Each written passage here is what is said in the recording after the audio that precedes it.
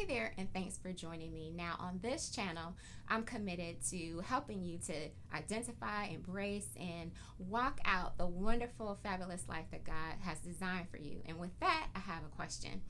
Is there something in your life right now that you feel has been really lingering around for maybe months or even years, and you feel like it's been sabotaging you from really walking out your dreams, and you're kind of fed up with it? Well, if so, I want you to stick around because today I'm going to be talking about what to do when you're fed up. So stay tuned.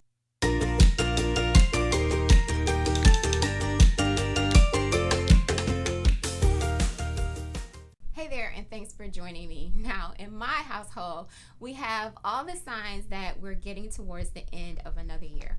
We've got my boys who are about to start basketball season, so they're super excited about that.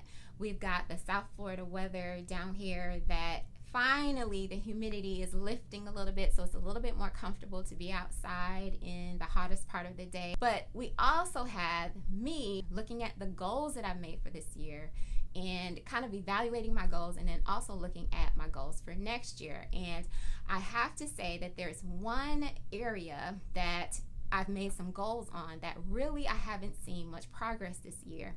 And in the effort for complete transparency with you guys, I really have to admit that this is an issue that's kind of been around for some years, and at this point I'm pretty fed up about it.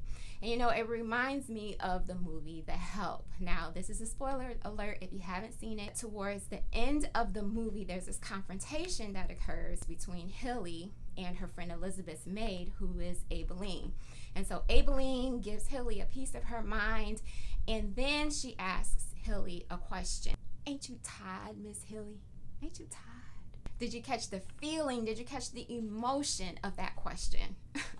Okay, so maybe I won't win any Oscars with that performance, but the question that Aibileen asks Hilly is the question that I want to pose to you today. Is there something that you're really tired of in your life? So tired to the point that you're really disgusted with it, kind of stealing from your joy, stealing from your peace, stealing from you really being able to live the life that you know you were created to live? So could it be that you're tired of doing the same thing day after day, week after week, month after month, year after year, and still seeing the same results, not progressing, not moving forward whatsoever? Could it be that you're tired of fear, really just running your life and controlling what decisions you make, who you're going to talk to or be in a relationship with, what things you're going to step out and do? Could it be that you're tired of insecurities that have been kind of controlling what you do and controlling whether you're going to really see your dreams come to pass, and really just being tired of thinking poorly about yourself and thinking poorly about your life? But you know what? I love what the success guru Jim Rohn said. He said that a life-changing day is a day that you say enough is enough. And so whatever it is that has been holding you back, I'm here to tell you that it's time to face it and it's time to conquer it so that you can make 2020 your best year yet. And you know, in my own life, I have to be honest with myself. You know, the area that I was sharing with you about before really has to do with surrounding these videos. Now, I absolutely love making these videos. I love Your Wonderful Fabulous Life, our channel, but there's another side to making the videos that I don't like so much, and that is social media. So, you know, my baseline personality is really quiet, and to myself, I'm the person that could just sit in the corner with a book and my journal and just have a ball. And so social media requires me to kind of step out of maybe that baseline personality comfort that I have enjoyed for much of my life. And it's something that I really came to the place of being fed up with, allowing the desire for comfort to be comfortable and not really to challenge myself in that area, for allowing that to really kind of sabotage what it is that God wants to do through this channel. So what I'm sharing with you today is really the same process that I'm going through right now, even as I record this video. And you know what? It's time for us to break through the box, break through the ceiling, break through the things that have been limiting us, break through the things that have been keeping us back from being everything that God has created us to be. It's time for us to face it, and it's time for us to conquer them, so that our 2020 is really an awesome year, really the best year that we've ever had. So now the first thing you should do when you're fed up is to stop justifying why you haven't addressed that area yet.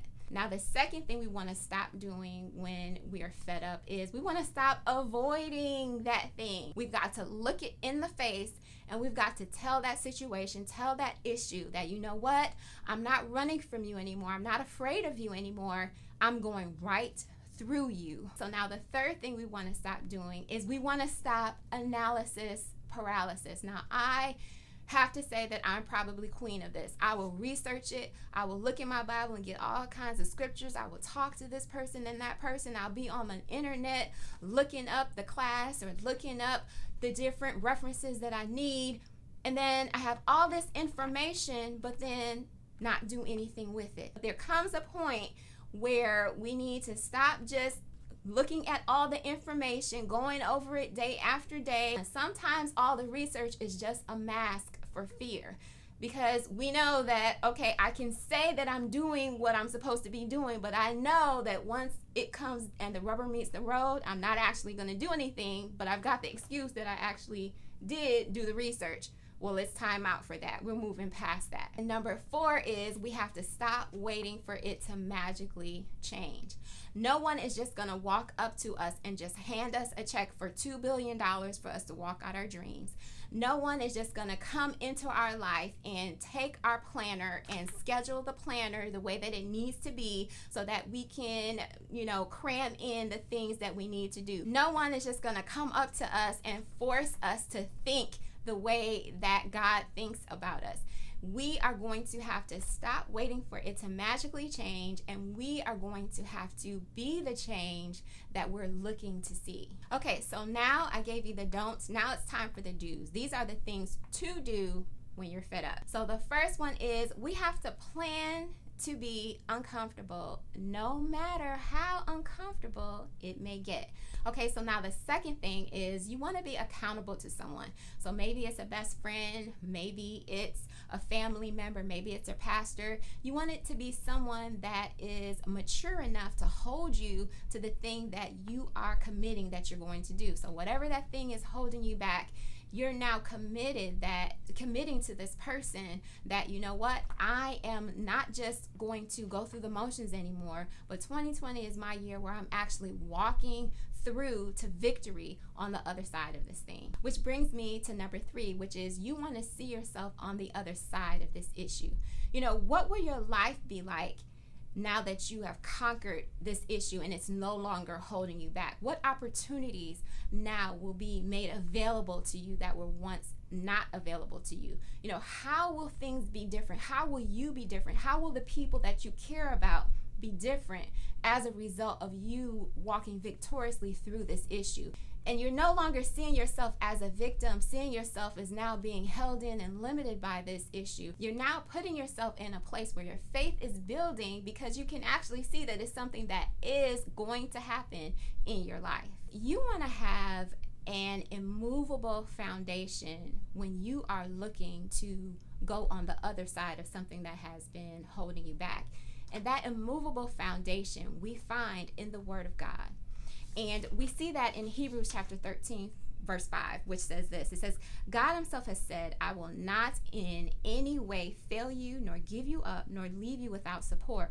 I will not in any degree leave you helpless, nor forsake you, nor let you down. I will not relax my hold on you, assuredly not. If God and his word is your immovable foundation, you are guaranteed that you have what you need to get through that thing that has been holding you back and see your 2020 be a magnificent year. Recently, my husband was ministering at our church, and he shared something that I thought was just life-changing. He shared that there are 2 constants in life, and that's God's love and change. And he also shared that there are 4 areas of change that we also always have to be open to. So one of those areas was the strategy that we're using in our lives. We have to be open to changing our strategy. We have to be open to changing our structure. We have to be open to changing our surroundings. And the last one he said is, we have to change ourselves. When we look at our lives and we make the decision that, you know what, I'm going to face this thing and I'm going to win, we take a great big step in changing ourselves because we're changing our thinking. And as we change our thinking and we change ourselves, we change our situation. So let me know. I want you to share in the comments below. What is that thing in your life that you see and recognize has been holding you back, and you're making the decision that you're fed up, you're not going to deal with it anymore, you're not going to allow it in your life anymore, and you're going to use these steps to face it and win? Whatever it is, just write it in our comments below. I'd love to hear from you. If this has added value to you, don't forget to like and to share with others, and we look to see you soon. Be blessed.